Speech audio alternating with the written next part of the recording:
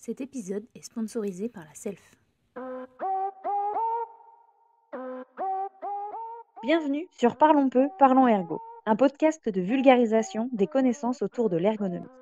Aujourd'hui, on se retrouve pour un épisode intitulé Table ronde des métiers de l'ergonomie, où nous parlerons des différences et des similarités entre les pratiques de l'ergonomie selon le statut interne, SST et consultant.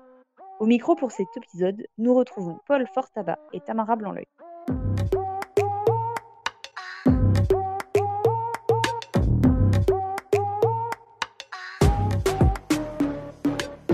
Bonjour Paul, aujourd'hui nous n'accueillons pas un seul invité, mais bien trois. Oui, bonjour Tamara. Notre premier invité a pour formation un DUT Hygiène Sécurité à l'IUT Paris 13 Saint-Denis, une maîtrise en sciences techniques axée sur la physiologie du travail, l'ergonomie et la physiologie appliquée à Paris Sud Orsay, un Master 2 Ergonomie et conception des systèmes de production à Bordeaux. Elle est ergonome depuis 16 ans et ergonome européen depuis 2014. Elle officie actuellement en tant qu'ergonome chez Prévali, qui a des missions de service de santé au travail, préserver la santé des acteurs et de l'entreprise et les aider à faire de la prévention un facteur de performance globale. Elle est aussi présidente de l'AFIST, qui est l'Association française des intervenants en prévention des risques professionnels de services interentreprises de santé au travail, depuis 2015. Bonjour Virginie Rasque. Bonjour à tous les quatre et merci pour l'invitation et voilà.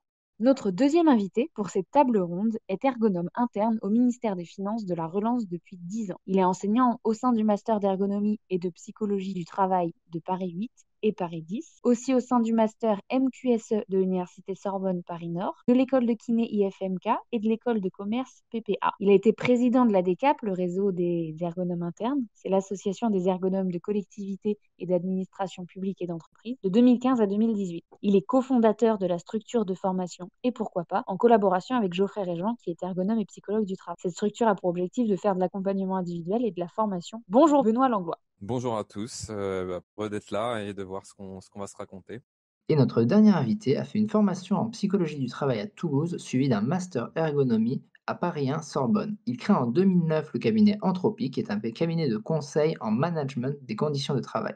Depuis 2014, ce cabinet se développe à l'étranger, au Canada et au Maghreb. Il crée en 2013 le label Démarcheté, qui est un label indépendant pour les entreprises engagées dans une gestion des conditions de travail performantes et durables. En 2016, avec Martin Chadouin, professeur à l'Université du Québec à Montréal, il crée le cabinet Co-Conseil, qui est une société de conseil basée au Canada qui a pour objectif de mettre en convergence les enjeux stratégiques des organisations et les réalités vécues par les travailleurs. En 2020, il publie Convergence organisationnelle, coécrit avec Yann Paulet et Sylvain Bican, mais il participe aussi au collectif Ergonome Solidaire pendant le confinement de mars 2020. Si nous l'invitons aujourd'hui, c'est parce qu'il a été président du Sinov Ergonomie de 2016 à 2019 et qu'il est l'actuel trésorier de la SELF depuis 2021.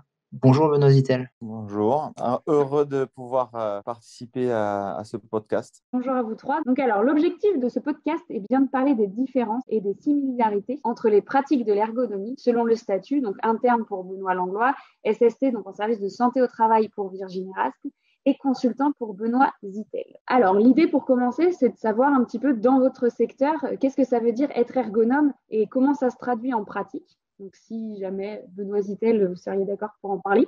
Oui, merci pour cette question. J'avoue avoir un peu réfléchi en l'entendant. Et effectivement, ça réfère à une posture un peu différente et complexe au niveau du conseil parce qu'on est dans une forme un peu opportuniste de l'intervention. Les demandes, elles peuvent être formulées par les entreprises. On est souvent mis en concurrence. Et dans les attentes de l'entreprise, elles correspondent peut-être pas forcément à ce que nous, on pourrait proposer ou ce qui leur correspond. Et donc, on a tout un enjeu de travail avec l'entreprise sur cette reformulation de la demande, de voir un petit peu quel compromis construire entre ce que moi j'estime être le besoin de l'entreprise par rapport à son problème et ses attentes à elle. Et ça peut être très, très, très diversifié. Et aussi, un des aspects fondamentaux liés à l'approche de conseil, c'est qu'il y a une relation financière et contractuelle autour de l'intervention. Donc, du coup, il y a un vrai enjeu de définition de périmètre et de cadrage de ces missions-là. Mais la pratique est très diversifiée. Je vais pouvoir intervenir sur une approche de diagnostic des risques psychosociaux. On va pouvoir aussi m'appeler sur de l'aménagement d'espace, de transformation, de projets de services, de réorganisation, on est quand même obligé d'avoir, en ce qui me concerne dans ma pratique, d'avoir une forme de couteau suisse qui me permet d'intervenir un peu sur tout un tas de sujets et tout un tas de situations. Sachant que un des points aussi fondamentaux, c'est qu'on intervient de façon ponctuelle dans l'entreprise. On a bien évidemment des clients qu'on suit sur du long cours, mais on est très souvent appelé sur des situations où on intervient et puis après on repart.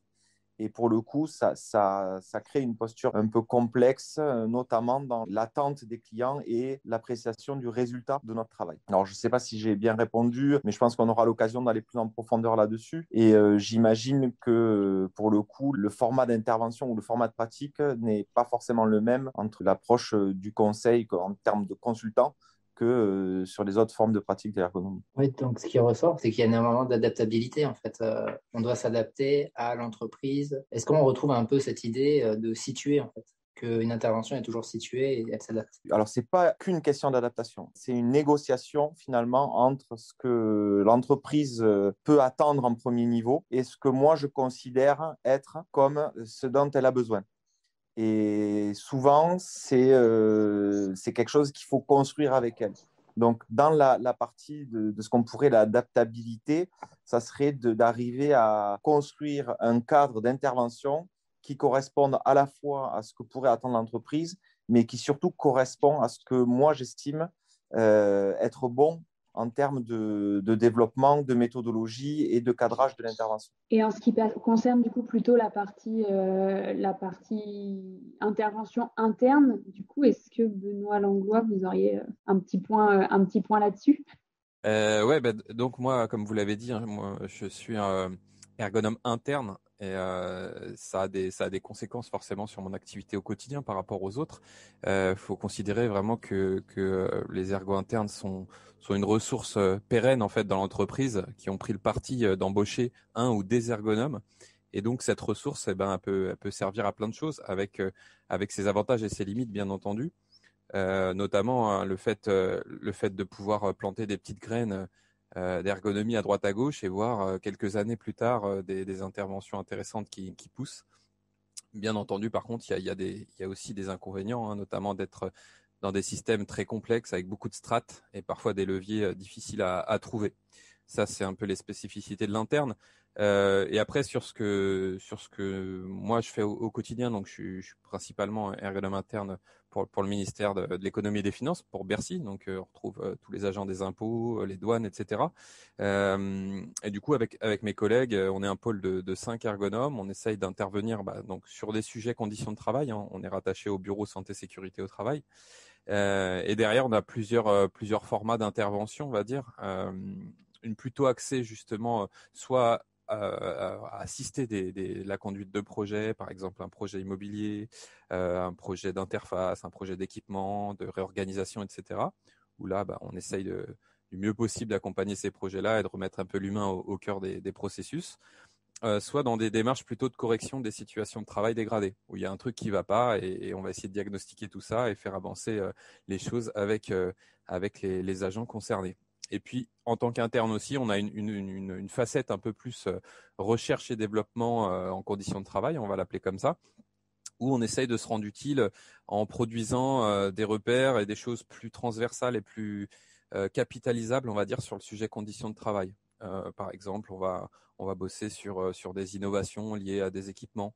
On va bosser sur des vidéos diffusables sur des sujets conditions de travail. Récemment, on a diffusé notamment des vidéos sur le travail sur écran, etc. En gros, c'est vraiment les deux facettes et l'articulation entre les deux. Un pied dans l'intervention et un autre dans la capitalisation qui permet d'être en appui à notre structure. Voilà. Et j'avais une question, du coup, comment est-ce qu'on considère que la demande, elle arrive quand on peut avoir ces deux facettes justement d'intervention? Alors nous, on a formalisé le processus, c'est-à-dire qu'on a créé une fiche de saisine au sein du pôle et les demandes arrivent de manière formalisée via un document dans lequel il y a l'expression du besoin, le demandeur, les marges de manœuvre identifiées. Et ça, c'est le point de départ à un premier contact. Et généralement, soit on se déplace, soit on contacte les gens en visio ou en appel téléphonique pour essayer d'aller plus loin dans l'analyse de la demande. Donc il y a quand même la possibilité justement de cette accroche. C'est un outil qui est disponible. Première accroche et derrière on approfondit, on voit en quoi on peut être utile et derrière on déploie ou non parfois la méthodologie de l'ergonome. Dans le cas d'un SST, comment ça se passe alors, cette position qui est un peu différente encore de ces deux autres? Et du coup, là, en écoutant Benoît Zittel et Benoît Langlois, je retrouve bien l'idée justement du principe des graines qu'on va semer. La même chose dans les services, sauf que on va le faire à la fois en interne auprès de nos collègues. Alors pourquoi en interne auprès de nos collègues? Parce que la spécificité, c'est qu'on va intervenir pas uniquement sur des demandes qui arrivent directement des entreprises, mais aussi sur des sollicitations des membres de l'équipe. Ça veut dire que dans la durée, il va falloir qu'on arrive aussi à retravailler leur propre présentation de ce que l'ergonome peut apporter, des sujets sur lesquels il va pouvoir travailler. Voilà, on passe beaucoup de temps à être sur de l'analyse de la demande et de la reformulation. Et on peut aider aussi à la stratégie en fait, de l'équipe pluri vis-à-vis d'une entreprise, ce qui veut dire qu'on n'est pas toujours en train d'intervenir directement quand on est ergonome dans l'entreprise. On a aussi ce en fait, d'appui en fait, à la conduite de projet, à la reformulation de la demande en interne.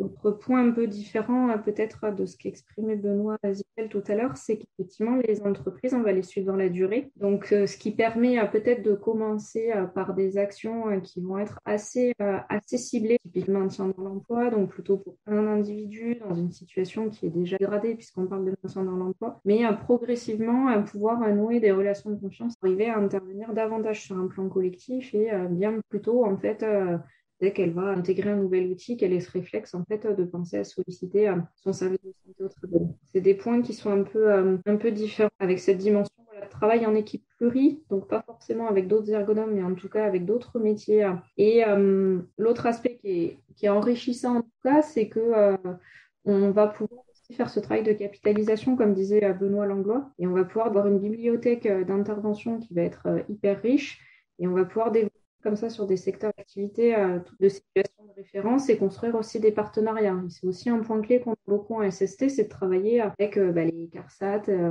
les directs, voilà, et d'essayer d'œuvrer chacun avec un rôle particulier auprès des entreprises. Très bien. Pour la prochaine question qu'on aurait à vous poser, c'était quelle était vraiment la visibilité de l'ergonomie dans l'entreprise? Donc, que ce soit d'un point de vue interne, du coup externe aussi, et d'un point de vue SST aussi. Comment est-ce que l'ergonomie en fait était vue aujourd'hui dans les entreprises? Est-ce que Benoît Langlois veut se lancer? Ouais, je peux témoigner pour la partie interne. Alors en interne, on peut être dans différents types de structures, donc ça peut énormément varier, qu'on soit dans le public ou dans le privé, ce qui va, on va dire, agir et faire changer un petit peu cette visibilité. Ça va être le rattachement et le secteur d'activité dans lequel on se trouve. En gros, en fonction de tout ça, derrière, l'ergonome va essayer de développer une stratégie pour être à la fois utile, ce qu'on expliquait un petit peu dans la question précédente, c'est-à-dire comment déployer de l'ergonomie, comment accompagner des projets et qu'à la fin, les gens se disent « Ah ok, l'ergonome a servi à ça, donc du coup c'est intéressant, donc je vais le rappeler, donc je vais embaucher d'autres ergonomes, etc. » Ça, c'est pour la partie utile. L'autre partie de la stratégie, c'est de se rendre visible. C'est-à-dire qu'on peut être très utile localement, mais pas réussir à avoir un coup de projecteur sur ce qu'on a apporté. Et ça, c'est le deuxième risque. Et si on arrive à mêler les deux, alors on est visiblement utile. Et c'est là où on arrive justement à être associé à des projets, à ce que des fiches de saisine arrivent jusqu'à nos boîtes mail, etc. Et surtout à essayer de développer des nouveaux champs de l'ergonomie, à coller à l'actualité. Exemple, en ce moment, vous le savez, la crise Covid et compagnie transforme profondément les situations de travail. On a beaucoup d'arrivées de flex office, on a le télétravail massif. On a en ce moment le retour à des situations hybrides entre du présentiel, du distanciel, etc. Typiquement, comment l'ergonome se saisit de ça et comment il fait où je suis là et je suis en capacité d'analyser le travail, je suis en capacité de le mettre au débat, d'accompagner les managers, de bosser sur des réorganisations, sur les enjeux spatiaux, etc. Voilà, typiquement, ça dépend de tout ça. Si on a une équipe, en plus, c'est plus facile, mais c'est jamais simple. Même au ministère, nous, ça fait des années qu'on a un pôle avec plusieurs ergonomes et on travaille quasiment tous les jours sur se dire comment on bosse et en même temps, on montre la valeur ajoutée qu'on a. Je voudrais bien rebondir là-dessus parce qu'en fait, d'un point de vue consultant, la visibilité de l'ergonomie, elle va dépendre totalement de ce que vient de dire Benoît, c'est-à-dire l'histoire qu'a l'entreprise avec l'ergonomie. Et effectivement, si on a une relation assez construite via des services de SST, moi je sais par exemple qu'en ce moment j'interviens sur un hôtel sur la région de Cannes. Et en fait, la demande, elle émerge du service de santé au travail qui accompagne l'entreprise. Et du coup, le travail de construction de la demande, de construction de l'intervention, il a été d'entrée de jeu beaucoup plus ouvert, beaucoup plus construit qu'une entreprise qui n'a jamais vu d'ergonome et qui m'appelle en me disant, bon voilà, nous, on a un problème d'aménagement de poste. Et puis, en fait, on se rend compte que derrière, les problématiques sont beaucoup plus profondes. Et du coup, idem sur les interventions qu'on peut avoir suite à des appels d'offres publics, là où il y a des services ergonomiques qui mettent en mouvement tout un travail de fond qui permet pour le coup aux consultants d'intervenir dans des conditions qui sont presque optimales. Et du coup, on peut mettre en place cette question de relais et d'accompagnement sur du long cours des entreprises. D'accord. Ça veut dire que c'est plus les ergonomes internes ou SST qui vont construire cette visibilité sur laquelle les ergonomes consultants peuvent profiter, entre guillemets, en fait, vont profiter pour intervenir aussi à leur tour. Ah oui, pour moi personnellement, complètement. C'est-à-dire ce qu'on pourrait appeler finalement une forme d'ergonomie de proximité qui fait qu'il y a un suivi, un accompagnement de l'entreprise sur du long cours qui permet pour le coup de faire intervenir du consultant sur des sujets que eux potentiellement ne peuvent pas traiter ou sur d'autres éléments. Et effectivement, moi, quand j'interviens et que je sais qu'il y a un ergonome interne ou que je suis en relation avec l'ergonome SST, l'intervention, elle est beaucoup plus riche en termes de perspective. Parce que mon intervention va se construire avec comprendre l'histoire, le chemin qui a été fait en amont, faire mon job et construire la suite. Alors que si j'interviens dans une entreprise où le service santé au travail n'est pas présent, où il n'y a pas d'ergonome, tout l'enjeu, c'est de les amener à potentiellement faire appel au service SST ou l'intégrer dans le projet pour qu'il y ait une continuité, là où moi, je ne pourrais pas, parce que les entreprises, je facture un coût journalier qui est ce qui est. Les entreprises n'ont pas forcément les moyens de m'embaucher sur une année ou 2 ans ou 3 ans ou 4 ans ou 5 ans. Ceux qui le font, ce sont des grosses structures qui peuvent se le permettre. Et même dans ce cas-là, moi, je rattache systématiquement, dans la mesure du possible, parce qu'il y a des fois où ce n'est pas possible, dans la mesure du possible, je rattache systématiquement ce que sont les ergonomes internes ou SST. Alors du coup, peut-être pour rebondir là-dessus, c'est vrai que quand on est en service de santé au travail, si on regarde un peu le type d'entreprises qui sont adhérentes dans les services, et il y a quelques variations selon les départements, mais la plupart du temps, on est sur une proportion d'environ 80% de petites entreprises. Et donc, ça veut dire que le plus souvent, quand on se déplace, ils n'ont jamais rencontré d'ergonome. Ce sont des employeurs qui vont découvrir le métier. Et donc, c'est vrai qu'il y a ce rôle-là aussi qu'on a beaucoup. C'est que finalement, comme le dit Benoît, on va être les premiers représentants, entre guillemets, du métier. Et c'est d'autant plus important, du coup, de ne pas lâcher sur ce qu'on peut vraiment faire quand on est ergonome. Il pourrait y avoir une petite tendance à lâcher sur le fait que finalement, si on nous demande d'aller aménager un poste, on va aménager le poste et puis on va s'en tenir là parce que finalement, tous les jours, on est dans des entreprises différentes et ça peut être un peu éreintant en fait de répéter tout le temps que c'est pas que ça, que c'est plus compliqué. Bon, moi, du coup, vous comprenez bien que si je suis là, c'est parce que j'ai jamais lâché. Euh, on est vraiment aussi sur du développement d'outils parce qu'on se dit qu'à nous tout seuls, chacun dans nos services, on peut s'épuiser à faire ça. Donc, chaque outil de promotion qui a pu être fait, c'est aussi une grande ressource. Moi, j'étais la première à partager toutes les vidéos qu'a fait le Sinov pour expliquer justement démocratiser le métier d'ergonome. Et ça, c'est un gros point fort pour justement faciliter la perception que vont avoir les entreprises de nos métiers. Après, l'autre particularité, c'est qu'on arrive à ergonome d'un service de santé au travail. Et donc, on va être très vite assimilé justement à des problématiques de santé. C'est-à-dire que on va être tout de suite en opposition avec tout ce qui peut être performance de l'entreprise. Donc, il nous voit comme celui qui va venir, on a des TMS, du coup, l'ergonome va venir et va nous dire de baisser la cadence. Oui, pas vraiment. Donc, du coup, et un gros travail à faire pour dire que ça va ensemble. Et ça, je pense que toutes les démarches, la qualité de vie au travail, toutes les communications qui ont été faites sur justement les liens entre santé et performance ont permis de convaincre déjà nos propres collègues dans les services et donc du coup ont facilité les liens et la présentation du métier de ce qu'on peut apporter dans les entreprises. D'accord. C'est vrai que on avait fait des recherches sur quelque chose dont vous nous aviez parlé, hein, que notre petit doigt nous a dit. Vous auriez parlé d'une idée, d'un concept, de quelque chose qu'on appelle la synergie des praticiens, qui a l'air de correspondre à ce que vous dites. En fait, finalement, il y a une synergie entre un praticien de terrain qui va qui va creuser les interventions et un praticien qui peut arriver de derrière et un peu plus creuser d'une autre manière ou questionner autrement. Je ne sais pas comment dire exactement. Est-ce que vous pourriez nous en dire plus de cette synergie des praticiens? Qu'est-ce que c'est exactement? Oui, je veux bien prendre la parole. C'est avant tout une belle aventure qu'on a vécue il y a quelques années, qui a commencé autour de bière et de cacahuètes, si je dis pas de bêtises. Où à l'époque on était tous les trois présidents des différentes associations, Sinov, Afist et ADCAP. Et à un congrès, on a discuté ensemble et on s'est rendu compte de plusieurs choses, mais notamment déjà que c'était intéressant de croiser les regards à partir justement des lorgnettes qu'on vient d'évoquer. Et puis que finalement, d'ailleurs, en se renseignant un petit peu sur la sociologie des professions, on se rend compte que dans beaucoup de métiers, il y a une segmentation en fonction justement de l'endroit où on bosse, etc. Et ces différentes facettes sont normales.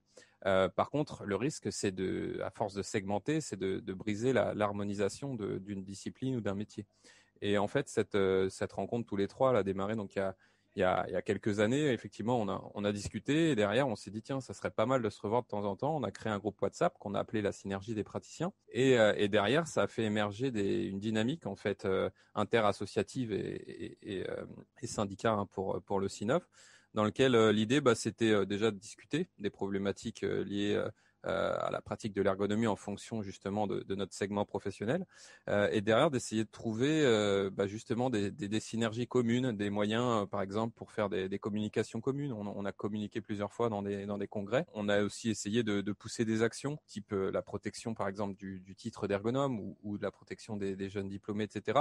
C'était aussi une force qu'on a essayé de créer en fait, hein, d'avoir un regard commun et de se poser la question finalement comment on fait pour bosser à la fois côte à côte, mais en même temps ensemble. Voilà, donc l'idée c'était de réunir les questions métiers autour de ce sujet-là. Et voilà, ça a pas mal fonctionné. Et puis c'était intéressant aussi de croiser ce qu'on faisait dans nos différentes structures. Ensuite, je rajouterais, il y a aussi un enjeu essentiel, c'est comment on appréhende de manière globale l'intégration des questions du travail dans l'entreprise. Et effectivement, l'idée d'avoir une synergie des pratiques, c'est aussi de pouvoir aborder notre impact, notre action dans les entreprises de façon globale.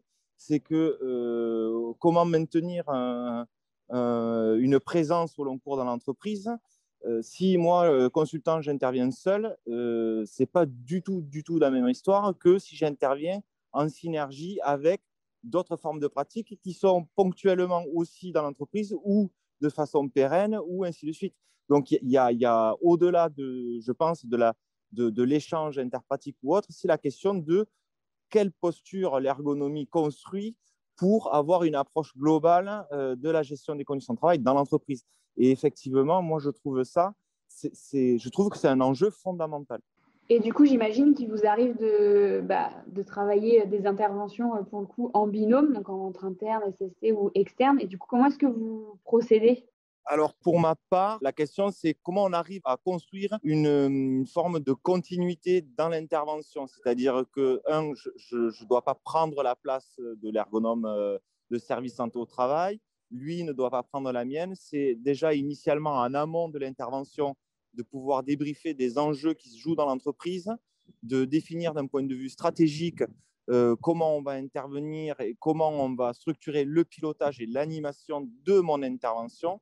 Et en milieu, fin d'intervention, de dire voilà, comment ensemble on crée la passation de relais pour être sûr qu'il y ait un suivi. Après, je n'interviens pas ou rarement en binôme dans le sens où je vais aller faire les analyses du travail en commun. Où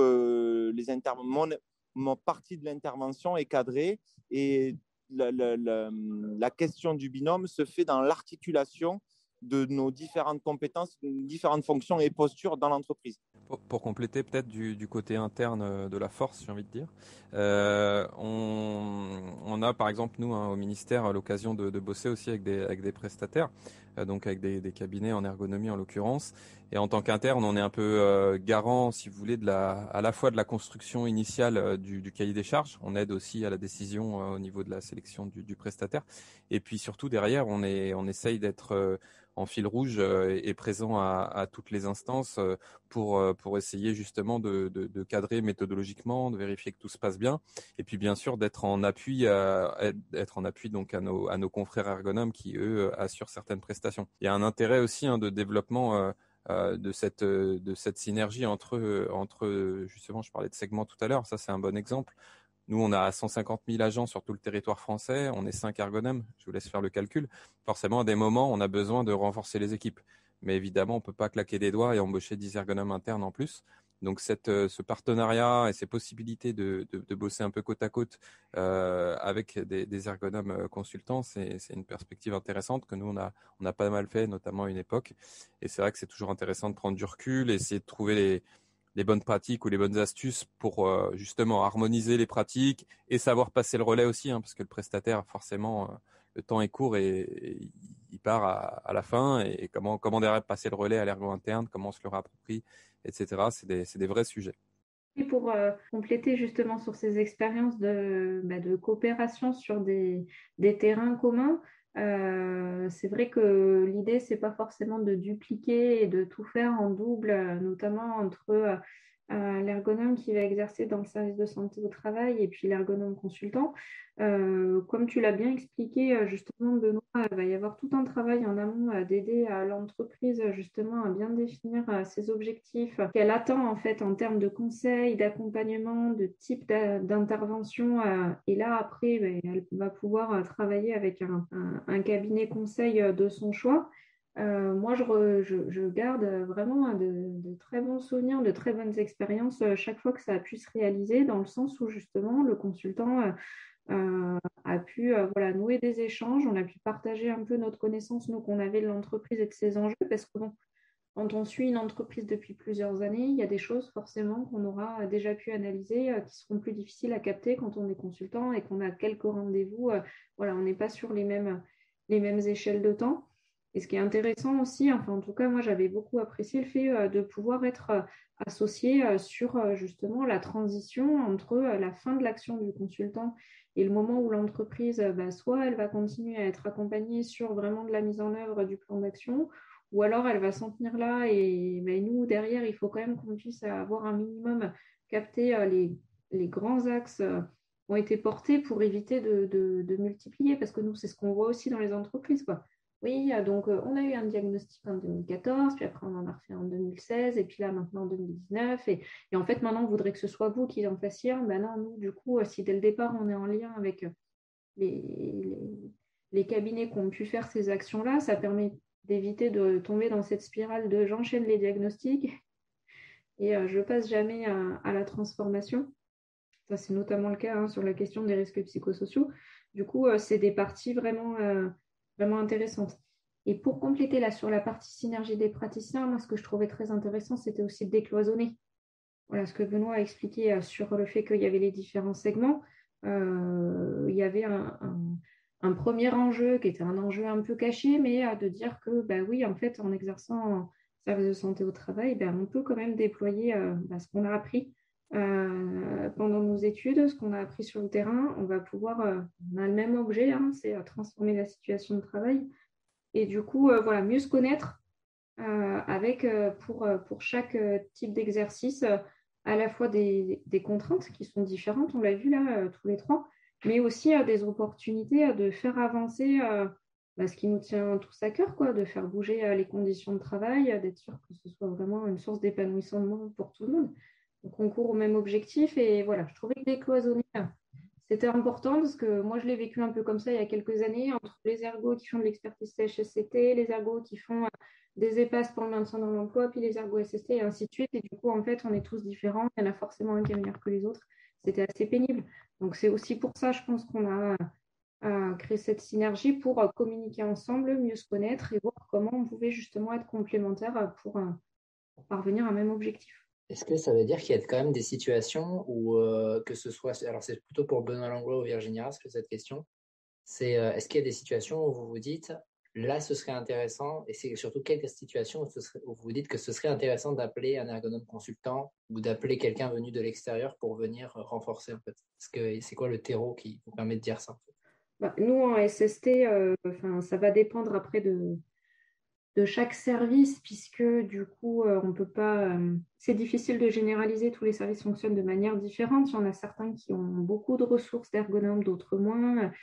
Certains qui sont dans des secteurs très ruraux, quand d'autres sont en plein centre de Paris. Donc, il y a vraiment de la variabilité. Je ne sais pas s'il y a vraiment des règles établies et partagées au sein de tous. Par contre, ce qui est clair, c'est qu'il y a quand même des champs de compétences qui vont être plus spécifiques, puisque forcément, en SST, on va rester assez généraliste. On va tous les jours voir des secteurs d'activité et des métiers très différents, et on va pas, voilà, on est plus sur de la variabilité de secteur et on va pas être spécifique. Donc, faire appel à un conseiller l'entreprise pour qu'elle fasse appel à un consultant par rapport à un projet qu'elle a particulier, c'est aussi s'assurer qu'elle va avoir accès aux meilleures compétences par rapport à son projet. Après, il y a la question du dimensionnement de l'action, parce que voilà, je ne sais pas comment fonctionnent tous les services. Il y a des objectifs qui peuvent être assez variables, mais ce qui est clair, c'est qu'on ne va pas pouvoir consacrer 100% de notre temps à un seul et même projet d'une entreprise pendant plusieurs mois, quoi. Du coup, voilà, on est sur des milliers d'entreprises qui sont suivies. Donc, il y a aussi cette notion du temps passé. Maintenant, ce que je trouve intéressant, c'est quand même d'avoir tout ce travail de répondre à toutes ces sollicitations, de pouvoir le capitaliser, mais de pouvoir justement développer des interventions un peu plus longues de temps en temps pour voilà, quand même garder cette dimension où on va au-delà de la simple, du côté un peu court, première analyse, première hypothèse de travail, mais on ne peut pas forcément aller plus loin parce qu'on manque de temps. Voilà. Et de mon côté, je dirais qu'il y a souvent deux facteurs qui orientent vers une prestation ou pas. Le premier, c'est ce que je disais tout à l'heure, c'est une histoire de force de frappe. On a une charge de travail assez conséquente forcément avec le nombre de projets qui tournent. Parfois, on peut pas assurer nous-mêmes une intervention et c'est dans ce cas-là qu'on s'oriente ou qu'on oriente les directions vers de la prestation. Et puis la deuxième, c'est une histoire de moyens et de périmètre. Forcément, une prestation, ça coûte de l'argent. Si jamais le budget total des travaux et compagnie est aussi cher que la prestation, pour une petite trésorerie au fin fond de la France, ça va être compliqué de faire le chèque pour une prestation intellectuelle en ergonomie. Donc il y a aussi cette dimension-là qui rentre en compte évidemment. Après, les entreprises ont des aides aussi qui peuvent solliciter. Et je tenais à souligner que ça arrive que le schéma soit inverse. Moi, j'ai un exemple où aujourd'hui, j'interviens sur une collectivité en Bretagne.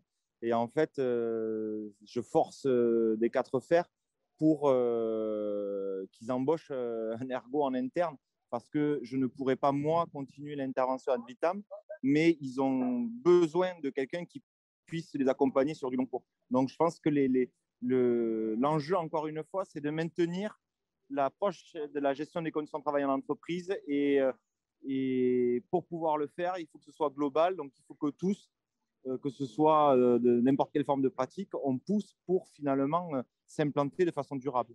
Donc, si on vous a invités tous les trois, c'est pour une raison toute simple, et comme on a pu le voir pendant vos présentations, vous avez été tous les trois présidents d'une association ou syndicat qui rassemblait des ergonomes ou des professionnels de l'ergonomie. Justement, on va creuser un peu plus cette question. Par exemple, Madame Virginie Rascle, vous êtes actuellement présidente de la FIST. Vous pouvez nous dire pourquoi vous êtes rentrée dans la FIST et qu'est-ce qui vous a fait devenir présidente aujourd'hui? L'idée, c'était au départ, c'était surtout de pouvoir rompre l'isolement parce que dans les services de santé au travail, pas très grand. Il peut y avoir parfois qu'un seul ou deux ergonomes. Enfin, on n'est pas sur des grands collectifs. Rejoindre une association, on va retrouver d'autres personnes qui exercent la même activité. Ça peut avoir un côté assez enrichissant parce que voilà, peut-être les problématiques ou des situations qu'on a pu vivre, on se rend compte que d'autres les ont vécues aussi. Donc, ça permet d'échanger, puis de partager aussi des stratégies d'intervention, de partager des outils de communication. On a un collègue qui a fait une petite vidéo qui est très sympathique et qui explique très bien le rôle de l'ergonome dans son service. Va vraiment soutenir. Après, il y a une particularité aussi, c'est qu'il y a beaucoup d'ergonomes qui arrivent dans les services de santé au travail pour qui c'est le premier poste. Et donc, du coup, c'est aussi se créer les conditions d'activité qui aient du sens. Et donc, cette dimension aussi d'accompagnement, de partage qui est importante. Donc ça, c'était le point de départ. Et puis, quelques temps plus tard, il y a des enjeux qui se sont rajoutés. Et depuis 2018, il y a une succession de rapports sur la santé au travail et les services de santé au travail, dans lesquels on parle beaucoup de prévention, mais peu des intervenants qui peuvent conduire ces actions. Et ça permet en fait, la structuration en association permet une parole en fait. Donc, on a fait un gros travail de stage pour essayer de montrer ce que les intervenants en prévention des risques dans les services de santé au travail, dont les ergonomes font partie, peuvent contribuer à ce qu'ils peuvent apporter en fait à cette dimension prévention santé au travail. Donc, ça veut dire qu'il y a une dimension promotion en fait du métier forte. Donc là où au départ ça pouvait être tourné un peu à très inter, petit nombril, le milieu de l'ergonomie, puis le fait de partager des outils, de partager des pratiques. Maintenant, on est aussi sur un levier plus politique, de montrer à quoi ça peut servir. Dans dans la proposition de loi qui va être étudiée là au Sénat, pas une seule fois on trouve le mot ergonome. Par contre, on va trouver les ergothérapeutes et les kinés. C'est là qu'on se dit qu'on a loupé le coche, quoi. On n'est pas forcément très bon pour faire savoir ce qu'on fait, ou alors on fait peur, ou alors on est trop pénible avec toutes nos questions, parce qu'en fait, on ne répond jamais. Questions qu'on nous pose, on repose 100 derrière. Donc forcément, ça doit être un peu intéressant. Et donc, comment on peut passer de ces dimensions très individuelles, où c'est le salarié qui est responsable de son état de santé, à une plus grande responsabilisation et implication des employeurs. Et c'est en ce sens-là que appartenir à une association, ça permet quand même de pousser des choses. Alors, pour ma part, ça a été, si je prends la parole, pour ma part, ça a été quelque chose d'évident, c'est que à la sortie de ma formation, il y avait, comme le disait Virginie, ce besoin de pairs. Et pour le coup, je me suis directement inscrit à la SELF très rapidement. Et quand j'ai commencé mon activité professionnelle de consultant, il m'a semblé logique d'aller chercher mes pairs. Et mes pairs, c'était le Sinov. Alors, comme j'ai toujours été soit auto-entrepreneur, soit j'ai monté mon cabinet, donc le Sinov correspondait bien. Et ce que j'y ai trouvé quand même, c'est cette capacité d'action que pouvait mener le Sinov. Alors, le fait que j'ai été président, ça a été un concours de circonstances. Mais du coup, ne serait-ce que les différentes actions qu'on a pu mener sur ce mandat, on prend l'exemple des vidéos parce que c'est ce qui a eu le plus, ça a eu quand même un fort impact puisqu'on a réussi quand même à construire quelque chose en collaboration avec des universités, des étudiants et autres. Mais il y a beaucoup de choses qui sont faites de lobbying et là je vois là, le job qu'est en train de faire le nouveau, enfin, il est plus nouveau maintenant puisqu'il va aussi arriver en fin de mandat, Léonard Querelle. Il n'est pas négligeable. Il y a eu des gros travaux qui ont été faits sur des formats de certification. Il y a aussi l'apparition d'autres vidéos. Il y a beaucoup de choses qui se font et pour moi, c'était logique de m'intégrer à ce mouvement-là. Et c'est pour ça que j'y suis allé. Et effectivement, si en plus, on peut pousser les synergies entre les différentes institutions, mais je pense aussi qu'il n'y a pas que la FIST, ADECAP et Sinov. Il y a aussi les associations étudiantes, il y a la SELF, forcément, il y a Arte, il y a plein de monde. Et on sera plus fort que si on est capable de travailler tous ensemble. Et du coup, pourquoi le Sinov, c'est un syndicat, c'est ça? Alors oui, le Sinov Ergonomie, c'est un syndicat des cabinets conseils en ergonomie. C'est associé à un syndicat patronal professionnel qui vise la valorisation et la protection des cabinets conseils. Concernant ADCAP, c'est vrai que c'est pareil. Quand j'étais étudiant, j'ai entendu parler de cette association qui me paraissait assez intéressante. Et rapidement derrière, alors moi j'ai débuté un petit peu dans le consulting et très rapidement je suis rentré en interne derrière. J'avais 1 ou 2 ans d'expérience et j'ai eu le besoin de me tourner vers un réseau de pairs, comme le disaient les autres. Et ADCAP, c'est ça avant tout, hein, c'est le réseau des ergonomes internes qui partagent des problématiques communes et c'est avant tout un réseau de solidarité en fait. C'est né au départ de l'idée de laisser aucun ergonome interne isolé dans sa structure. On voit bien que c'est complexe et de partager entre pairs, c'est toujours intéressant. Et du coup, moi, je m'en suis rapproché, j'y ai trouvé très rapidement mon compte. Le réseau des ergonomes tout court est déjà un réseau assez solidaire, on le voit bien dans les congrès, etc. Le fait d'être en interne, ça rapproche aussi parce que forcément des problématiques communes. Et ça, je l'ai trouvé assez rapidement dans cette association. Faut savoir que ADCAP, c'est aussi des actions de partage avant tout. Notamment à travers des rencontres annuelles, des groupes thématiques sur des sujets divers en lien avec l'actualité, TMS, RPS, la conduite de projet, les démarches participatives. Puis plus récemment, par exemple, sur les nouvelles formes d'organisation, le lien flex office, télétravail, présentiel, distanciel, hybride, etc. Tout ça, c'est des sujets qui sont discutés à ADCAP. Donc à la fois éviter l'isolement des ergonomes dans leur structure et en même temps mettre nos billes dans le même sac et essayer justement de repartir avec un peu plus que ce à quoi on est arrivé au démarrage. Donc voilà un petit peu pourquoi je m'en suis rapproché. Et puis progressivement, je me suis investi dans le conseil d'administration et puis je suis arrivé à la fin président pour essayer d'impulser un peu des choses, des idées, de l'énergie. Voilà, monter des projets, essayer de développer des choses. Ça m'intéressait à l'époque d'essayer d'amener tout ça. Et on avait une autre question justement par rapport à ADCAP en ce qui concerne le compagnonnage qui était fait chez ADCAP. Est-ce que ça serait possible d'avoir un peu plus de détails là-dessus? Bien sûr. C'est une action assez récente, mais qui porte ses fruits déjà.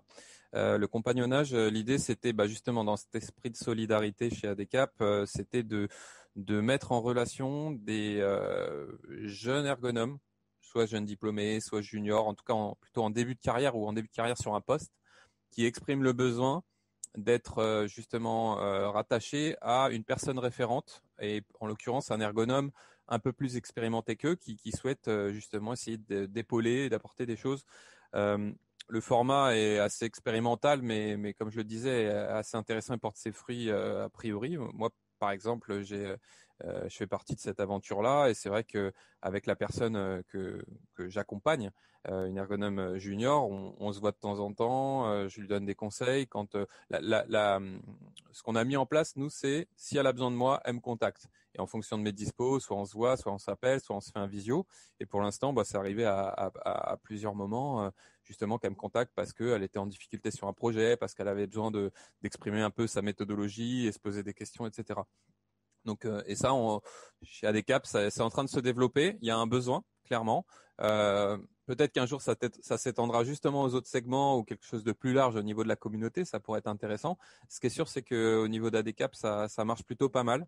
Ça a été mis en place, voilà, ça doit faire 2 ans. On en est plus déjà au premier retour d'expérience et c'est quand même une initiative qui porte ses fruits, comme je le disais. Il y a beaucoup d'ergonomes internes qui se présentent pour être pas le compagnon, mais Du côté expérimenté? c'est ça. Oui, globalement. Alors moi, je tiens pas les ficelles derrière. Hein, je suis plus au conseil d'administration en plus. Mais globalement, on est sur quelque chose d'assez équilibré.